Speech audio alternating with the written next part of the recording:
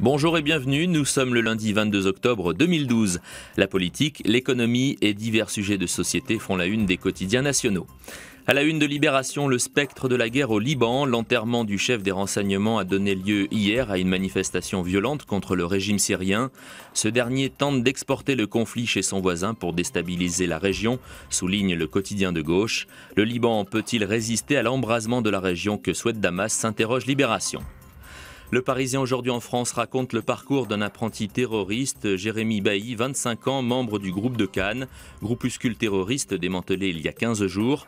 Un garçon athlétique qui cherchait sa voie, ce jeune se voyait missionnaire. Entre mysticisme et attirance pour l'islam, 2 pages à découvrir dans Le Parisien aujourd'hui en France pour tenter de comprendre ce qui peut pousser un jeune homme ordinaire à la tentation terroriste.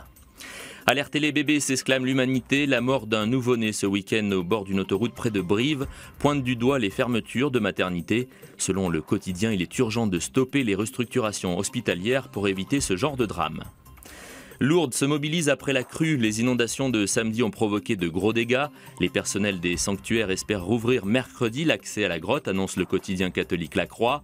De nombreux bénévoles ont proposé leur aide pour nettoyer au plus vite la ville où Bernadette Soubirous aurait vu la Vierge Marie. La perspective d'un choc de compétitivité s'éloigne selon les Échos. Le journal affirme que le rapport gallois recommanderait une trentaine de milliards d'euros d'allègement de charges.